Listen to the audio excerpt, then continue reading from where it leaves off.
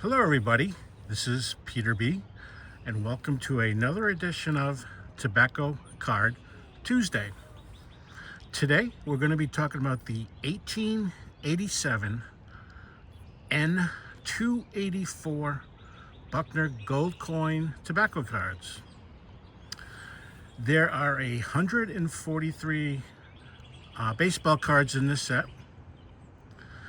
There is also policemen, firemen, and a couple other subjects I forget.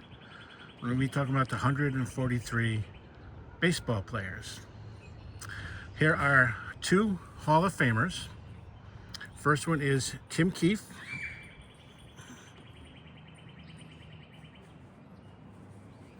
And the back. Now, these are kind of rare cards. And unfortunately, they have become very expensive, even the common players. And if they're in any kind of good condition, they will probably paste it into scrapbooks like this one was. This Tim Keefe, pitcher for New York, Hall of Famer. And here is Comiskey, when he was a player. First base for St. Louis. Same Comiskey, that was the owner of the Black Sox and Comiskey Stadium's named after. And this is a better back. See, it says the lead in baseball players, police inspectors and captains, jockeys and actors.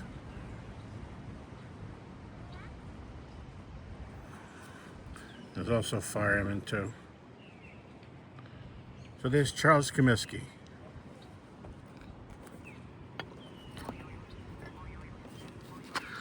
These may fall over because, of course, the wind just picked up when I'm trying to do the video.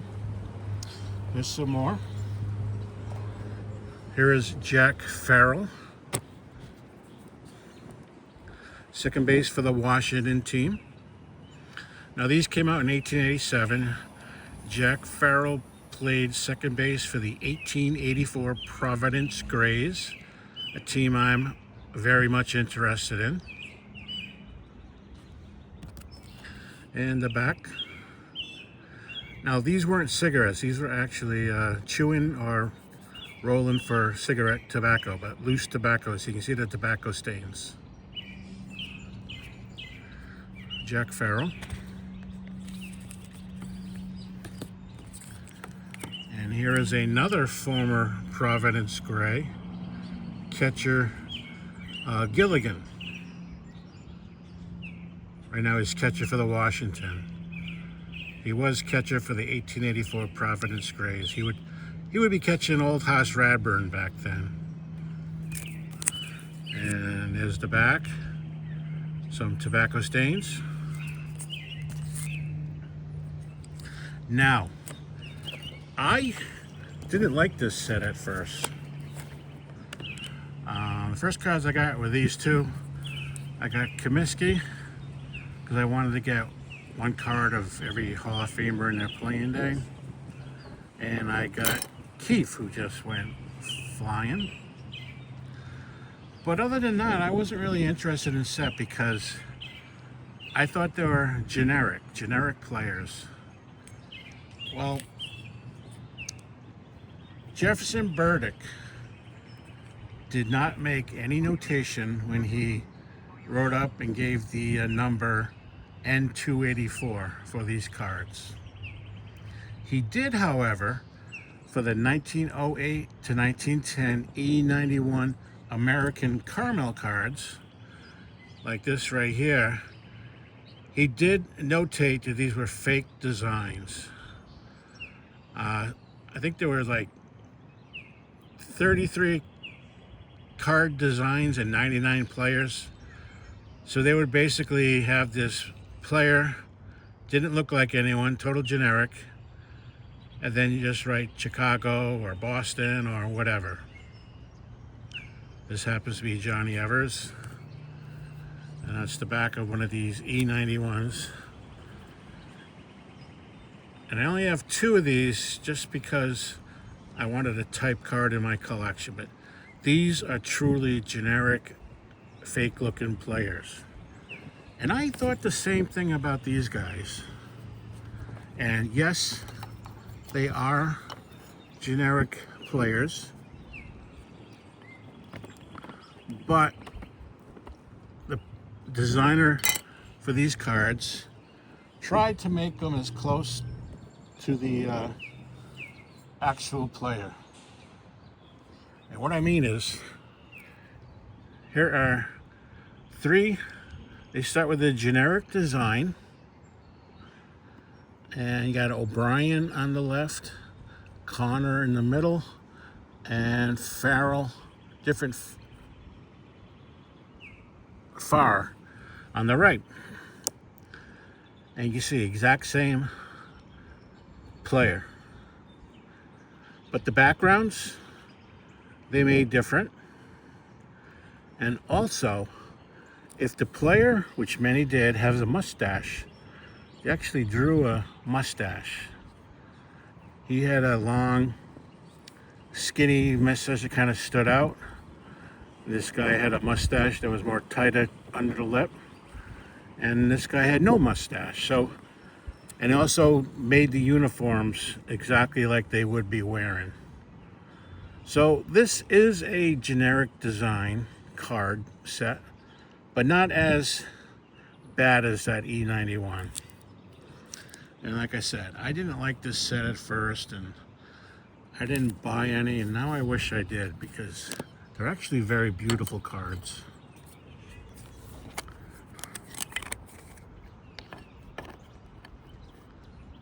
Now, I showed you Gilligan, catcher for Washington, and formerly my Providence Grays.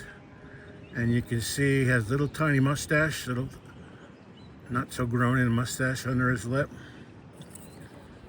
Well, here is Con Daly. No mustache.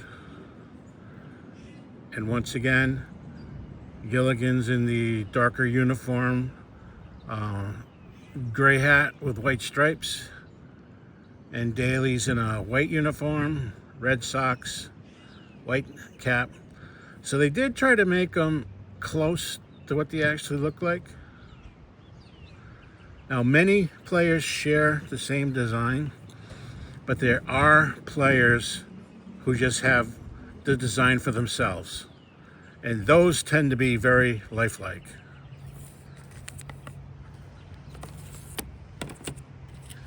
Now, I want to go back to Con Daly. If you look close on the bottom here, you'll see some writing overprinted on the card. And this example shows it better. This is Jimmy Manning, shortstop for Detroit. And that one you can clearly see the overprint.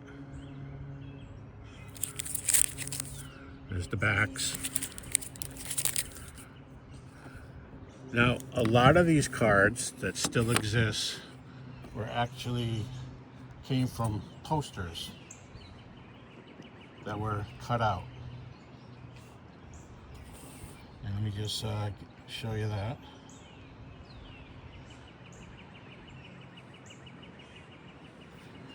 Here's an example of the poster.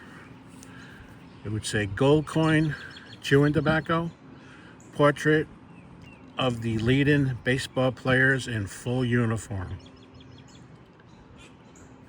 And that's what these are. Back in the day, some kid or some adult got a full poster and he made his own card.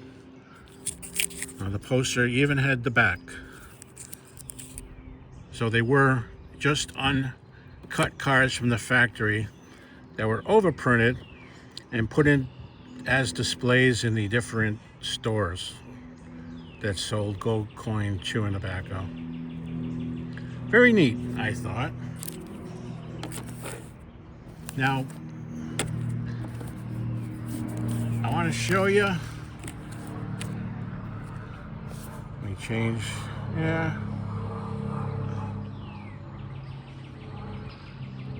Here is a gallery of all the cards.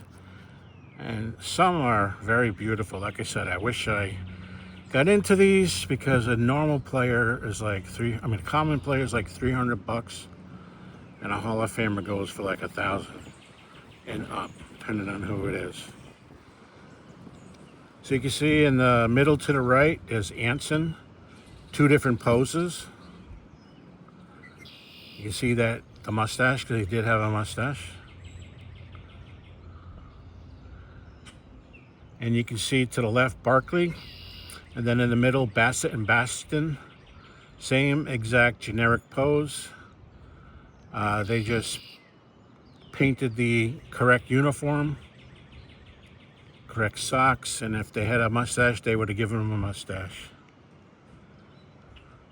Dan Brothers, Hall of Famer, he has 2 cards.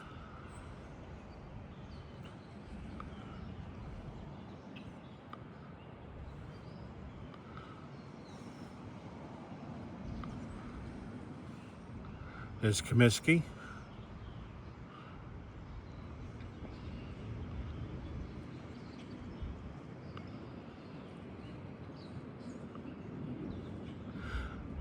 Donahue, I really like his card with the stadium in the back and the American flag.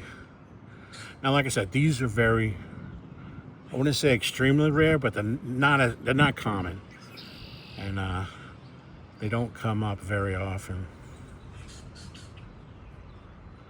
Buck Ewing, 2 of his, center to the right.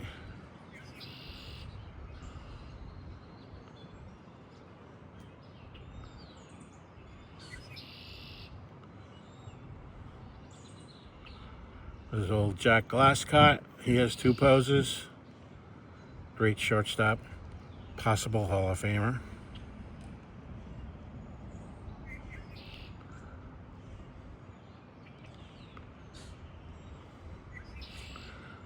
The Kelly, that is actually King Kelly to the right. Very generic. The one with the catcher pose doesn't really look like him. The other Kelly, where he's standing, looks a little bit like him, but unfortunately it's generic. And there's Keefe. The card on the left is one I showed, and he also has another card.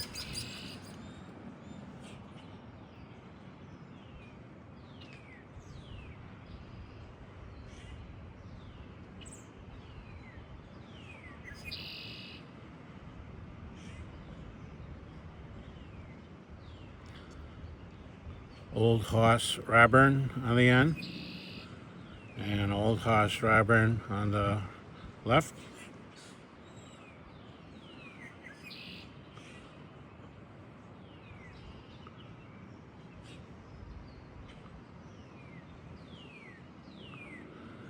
Now there are 2 unique cards. One is the one on the left. That's Chris Vander Awe. He is the owner of the St. Louis, I forget their name, but they became the St. Louis Browns. They might even be called the Browns in 1887. That is an actual portrait of him. That's not a generic. It's the only one that's just a portrait like that, and that definitely is him. And then you got 3 Jack Wards, Hall of Famer.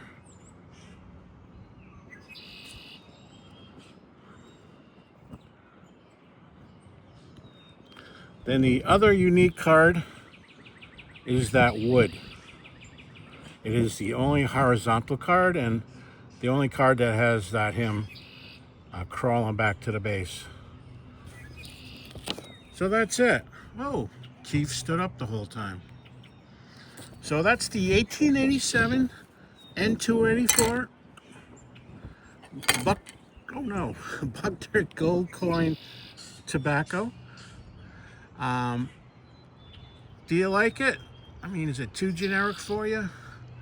Like I said, these are very generic, and they're even called fake design, but Jefferson Burdock, he did not notate that for these. So he must have been aware they are somewhat what they look like. Well, that's it. Well, everybody, I hope you have a terrific Tobacco Card Tuesday.